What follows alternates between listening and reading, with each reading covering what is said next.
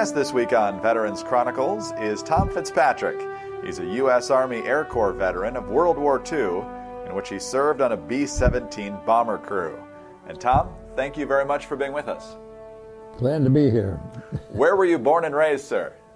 I was born in Springfield Township, Montgomery County in Pennsylvania in 1924. Wow. Tell us about your family. I had a sister who was 2 years older. My father had been a veteran of World War I, and he married right after he got out of the Army, and my sister was the firstborn in 1922, and I followed in 1924, and that was the extent of our family. What was the impact of the Great Depression on your family? We all had it pretty tough during the Depression. Right after the war, my father had a little meat and grocery store, and all of a sudden nobody could pay him. We struggled along. He gave me a 16-gauge shotgun. I think I was about 12. He said, go out and put some meat on the table. And those days, there were plenty of pheasants and quail around, and we ate pretty good. You were a good shot. But then, of course, when the war economy began, my father had been trained as a machinist, and he got a pretty good job with the Globe Hoist Elevator Company, and he made good money during the war years. The Depression years, they were tough, but they weren't long, you know, so we did well. You were 17 years old when the Japanese attacked Pearl Harbor. Right. How did you what was your reaction? How do you remember that day? I was a soda jerk in a drugstore. It was a Sunday afternoon. We had a little radio up on the shelf, and I heard it, and I thought, sure enough, I'll be involved in this, you know, because I was in my senior year in high school at that time. But it was a bit of a shock. You know, we were still singing the songs of World War I, and even some of the Civil War songs. Couldn't believe we were going to be engaged in another conflict. What was your father's reaction after serving in World War I? He was pretty appalled. He saw action in France. He was in the artillery, 5th Trench Mortar Battalion, as I remember. And he was hoping I wouldn't have to go, but we still had to draft those days. And when I got out of high school, I was not quite old enough for the draft, but I began working for the Department of Agriculture in the Chemical Research Lab. And I worked there for 8 months, and I knew I'd be drafted, but they opened up the Air Corps. So I took the examination, and I was admitted to the Air Corps as an aviation cadet. Some pretty good training. We had infantry training in Keesler Field, Mississippi in the summer. That was a little harsh. But then we drove from the Mexican border to the Canadian border to Moorhead State Teachers College.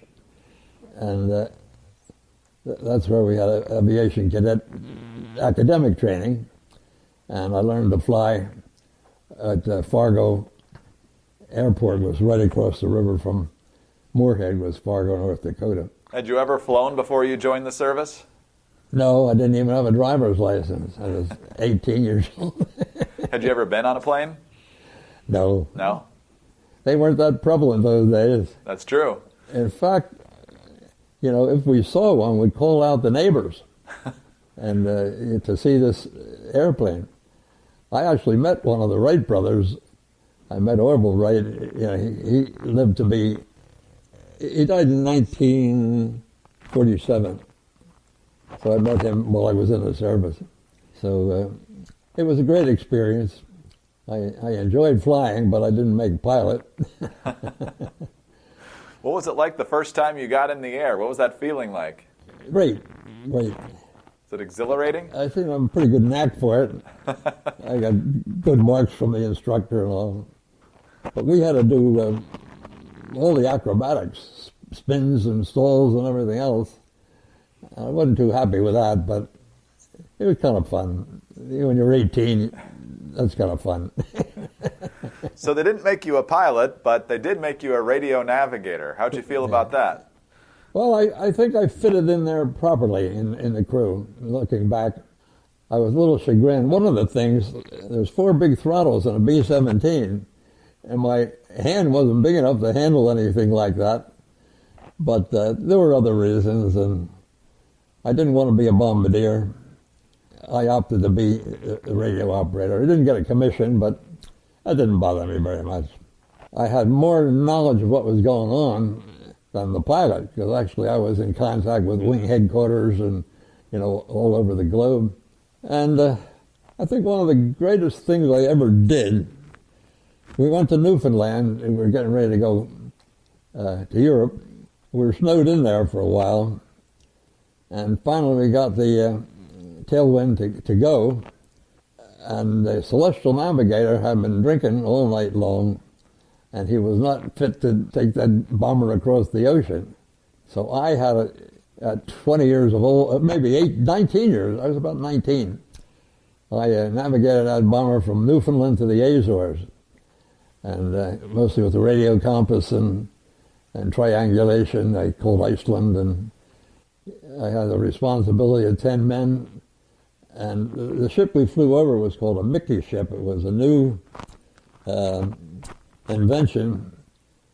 There was a separate radio transmitter on it. When the Germans would pick up your altitude and everything in preparation to shooting you down, this radio transmitter would superimpose a transmitter on their transmitter and block it off. And this thing had 3 different transmitters. It could move from one to the other. We were flying this ship. We didn't use this ship when we got over there, but it was our responsibility to get it there. But I always felt pretty good about that. I don't know whether I could do it today or not. Tell our listeners a little bit more about what the role of the radio navigator is on a bombing mission. Radio silence, pretty much. No, you keep listening all the time. And another thing that I felt pretty good about, we had just dropped our bombs, I forget the target, but you're constantly listening to transmission of other bombers, and I had a very faint signal from a crew that was going down over Yugoslavia. He was transmitting in the clear, not in code. He said, going down over Yugo, and he gave us coordinates, latitude and longitude. And as soon as we got back, we debriefed. I gave that information to the debriefing officer, and they immediately flashed it into wing headquarters, and from there to the partisans in Yugoslavia. So they could get to that particular position before the Germans got there. I don't know whether they did or not, but it was a good shot, a good try. Yeah, that's an amazing network that they had they had set up. So where were you based first, once you got to Europe? We didn't move around. We hop-skipped across North Africa. We landed at the French Foreign Legion base for overnight, and they were pretty tough birds. Their war cry was "Vive les morts, vive les guerres, vive la Légion et ton cher." Vive la death, vive for war, vive la French Foreign Legion. And I think we ate horse meat and camel meat while we were there. But then we flew over to across North Africa, and we jumped from North Africa up to southern Italy. The first day, we landed at a town called Gioia, because the bombers at the base where we're going to be permanent, they were coming back from a mission, so we had to wait until they all landed, and then we flew from Gioia up to Manfredonia, Foggia, where we were based. The air base that we used had been used in World War I by the Italians. They had the only bomber in World War I. And we flew Americans over there to fly those bombers. And one of them was Fiorello LaGuardia. He was the captain, and of course I'm sure he was bilingual. But they flew those old bombers over the Alps and bombed Germany. And of course, when he came back, he became mayor of New York, and LaGuardia Field was named after him. Right. But we used the same airstrip as they used in World War I. That was it was about 9 miles from Foggia, which was a sizable city. We found out that Santa Claus is buried there, St. Nicholas. There's a big iron fence around him because the Norwegians have been trying to steal him for years. Time for a quick break. More with World War II veteran Tom Fitzpatrick in just a moment here on Veterans Chronicles. This is Veterans Chronicles. Our guest this week is Tom Fitzpatrick, a veteran of the U.S. Army Air Corps in World War II. And we pick up the story as Mr. Fitzpatrick tells us about the other men in his B-17 bomber crew. Well, we had a great pilot. He was only 24, but he was very mature, and he looked very mature for his age. His name was Clifford Foose. And he brought us home when I don't think any other pilot could do it, after being shot up and all that sort of thing. Our navigator was Malcolm Sharp. He was quite a ladies' man, I know that. He got in trouble wherever we went. The co-pilot, I can't come up with his name, but he was a Southern boy, and he knew his job pretty well.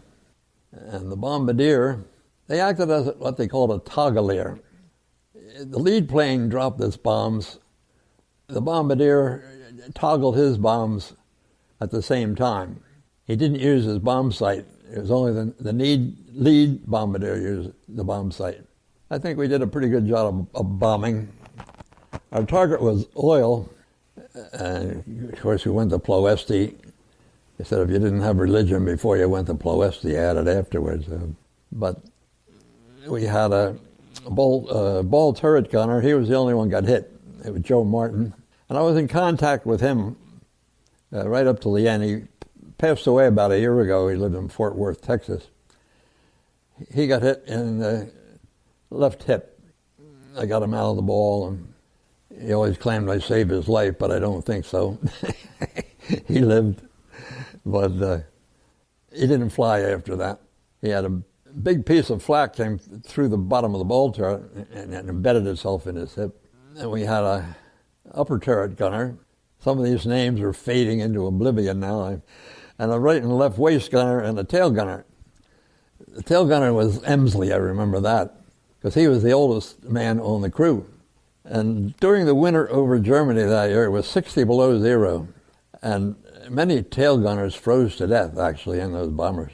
So we had to try and take good care of Emsley. And so we all made it back except for Joe Martin. That's about it, I guess, as far as crew members go. What was that first mission like? We were anticipating, a real battle, but it was actually what we call a milk run. I think they deliberately do those sorts of things so you get your feet wet without being too scared.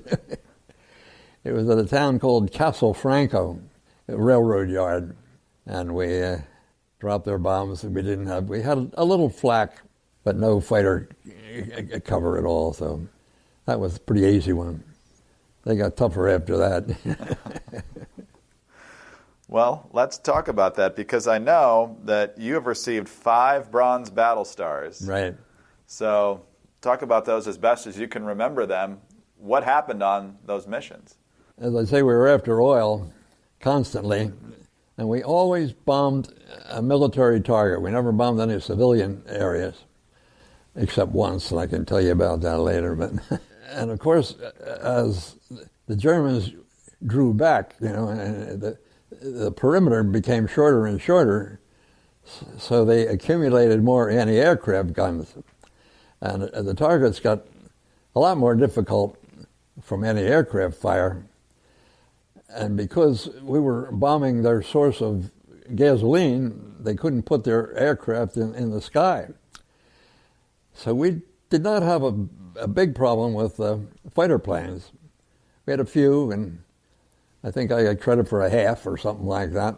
But when you have 11 machine guns on a bomber, and you have 7 bombers stacked up into a squadron, the Germans are quite fearful about flying through there, because those machine guns shot 8 rounds per second. And so we didn't have a lot of difficulty with the fighters, but we did with the flak. We You always come home with 100 holes in the bomber. And our worst mission, I guess, was when number one engine, one on the far left, a piece of flak cut the drive shaft of that engine. And it was windmilling, and we couldn't feather the engine.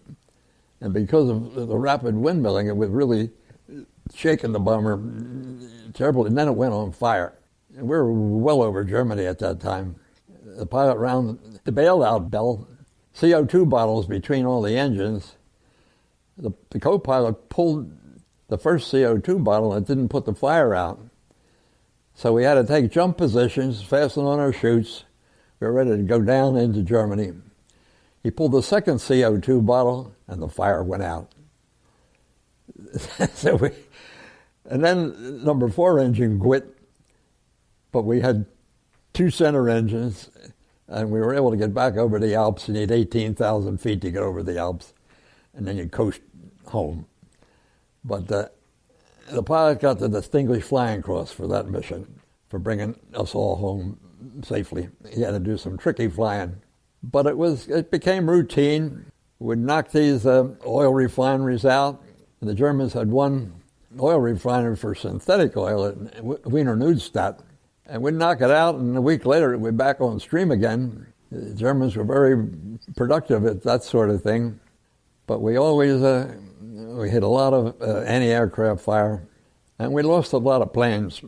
This is the Presidential Unit Citation, the blue. We got that for one mission when we lost the whole squadron. The 20th Squadron was completely knocked down. Fortunately, a lot of them became POWs because I met them later at reunions, because we did get along well with the Luftwaffe. The common denominator is that we were all flyers, and they took care of us and we took care of them.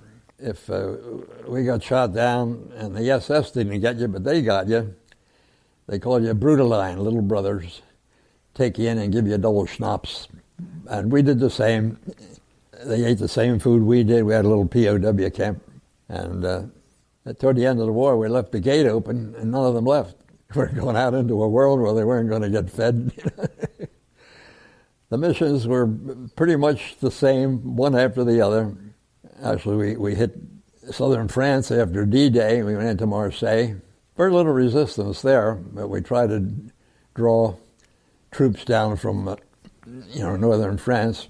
The other one was for the North African campaign, which I was not involved in. And that Bronze Star was for North African and Middle East. Third one was for the Battle of Foggia, where we finally ended up. We had a difficult time with the population there.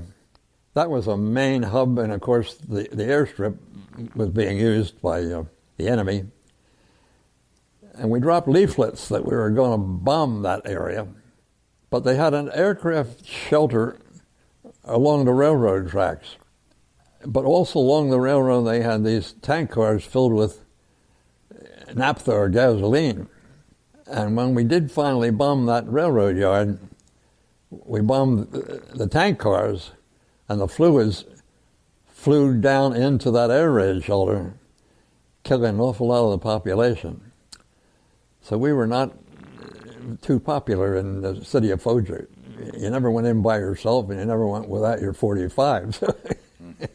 And we didn't go in often. But and then the final battle star was called the Battle of Rome. And that's when we used to fly up the Rhine River and get our targets in Northern Europe, the ones that the 8th Air Force didn't hit, go all the way to Berlin. We only flew one mission to Berlin, and I took issue with it. It was 4 weeks before the end of the war. The Opel factory in Berlin was making tanks, and from southern Italy to Berlin was a 7-hour flight. And the 8th Air Force had practically leveled everything in Berlin by then. I think they wanted to get it on schedule or something that we bombed Berlin. But they flew that mission. I think we took 147 B-17s up there. Unfortunately, we lost 2 crews. And when I told them this at the Pentagon, they said, we would have more input today on scheduling such a mission.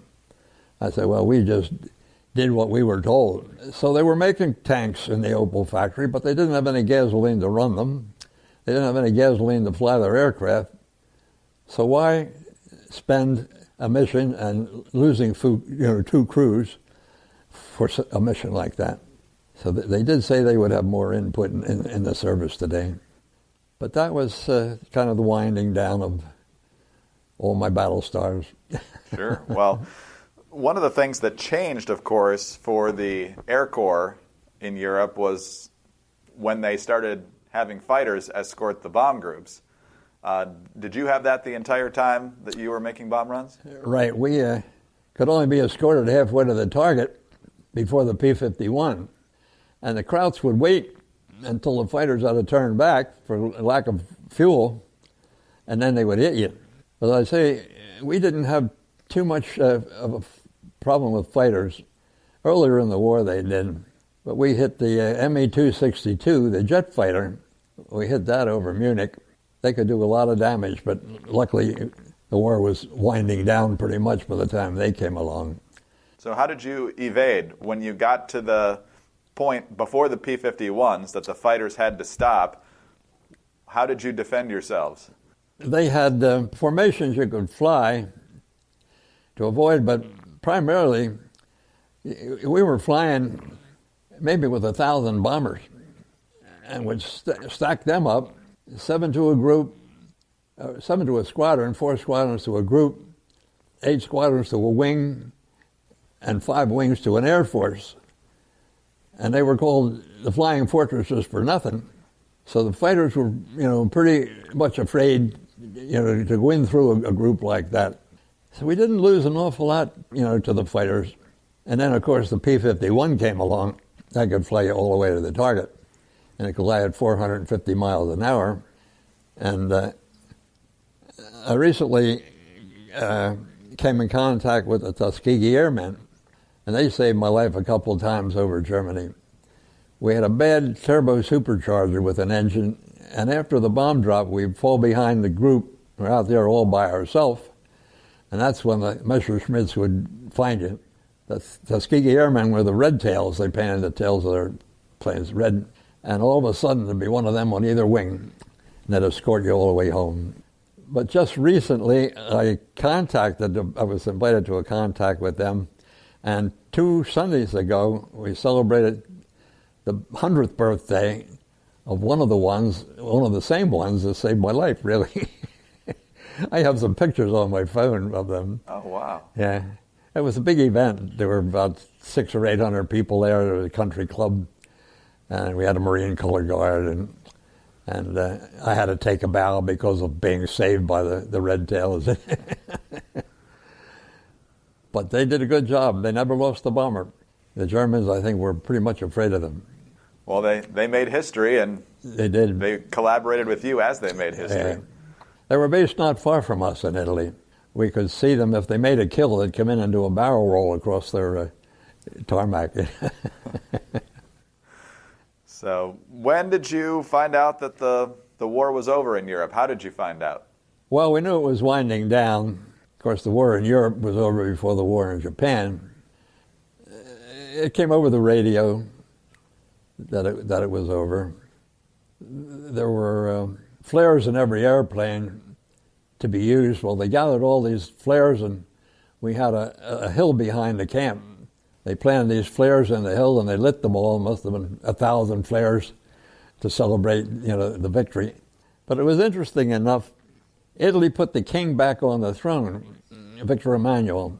And just about that time, I was up in Rome on R&R, and everybody was running up toward the Capo San Angelo. So we ran with the crowd, and I was standing on the curb, and this open car came by, and there was Victor Emmanuel and his son Umberto II. Well, he was about as close as from me to you. I put my hand out, and he put his hand out, and I shook hands with Umberto II. Now, that was in May. The 4th of July in Italy is the 2nd of June, and that's when they voted to do away with the monarchy and become a democracy. And the family went to Switzerland. Interestingly enough, my sister and I were in Portugal some years later, And the tour bus stopped along the coast road to look at some rock formation in the surf. So we get off the bus, and I'm looking on the other side of the road, and there's an estate, and a pillar was there with a little tag said Italia. And driving out that driveway at that minute was a convertible. And who was driving it? Umberto II. Talk about a coincidence, 2 times in a lifetime. Just at that minute that we were there, I recognized them immediately. That is amazing. It was. For sure. Were you still in Europe when the war ended in the Pacific? Yeah, they thought we might go to Korea, but I had enough points at that time to get out of the military. I had accumulated 96 points with my decorations and everything else. And I saw that free college education looming, so I got out. But it was a great adventure. I'm not a bit sorry it happened. I would do it again tomorrow. I had a front seat for the biggest show on earth, and I was just a little homeboy before that, and I got to fly over half the world, and so I would go again tomorrow. What did you do with that free education? I couldn't start from when I got out until the following autumn. I went to Penn State. I got a Bachelor of Science in Chemistry. I was in the class of 1950, and I got the first class ring they ever had. They didn't have a class ring until 1950. And when they ordered these in, I was first in line, and when they opened the box, I got numero uno. Oh, wow. When I see kids around our neighborhood, I tell them that story. They're in awe of that. The first one ever. Then I went to the University of Maryland, and I did graduate work in microbiology. Got a master's degree in science there. In 1953, I guess. In between, I went back to the government laboratory that I had started out in, before I went into service, and worked there summers. And it was a great part of the GI Bill. Your job had to be retained for you. And if a replacement had gotten any advancement, you accumulated that advancement when you came back. And a lady had gotten my job, but she had a degree, so she jumped a couple of grades, and I got her grades. But she married the boss, so everybody was happy, and she just passed away. Then I went back to the lab for quite a while, and I was kind of a guinea pig. I was able to do my research for my thesis at the government lab. They had to get permission from Congress for me to do this and to go to the university for the academic work. And so I essentially did all the academic work in 1 year for the doctorate. A little difficulty with the language requirements, particularly the German. I had to go back up a couple of times before I passed that. But I did a pretty good thesis, and they had a joint publication with the university and the federal government. So everybody was pretty happy about that. And I worked there then for the rest of my career. In 1980, I retired. I was about 55. I had to be 55. Well, sir, it's been an amazing story. We thank you so much for your service to our country. We thank you for your time with us today. Well, thank you very kindly. Thank you. Dr. Tom Fitzpatrick, U.S. Army Air Corps veteran of World War II, served as a radio navigator on a B-17 bomber crew based in Europe. I'm Greg Corombos. This is Veterans Chronicles.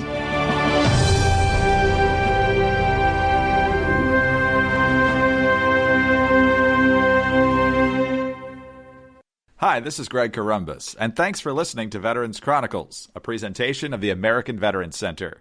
For more information, please visit AmericanVeteransCenter.org. You can also follow the American Veterans Center on Facebook, and on Twitter, we're at AVC Update.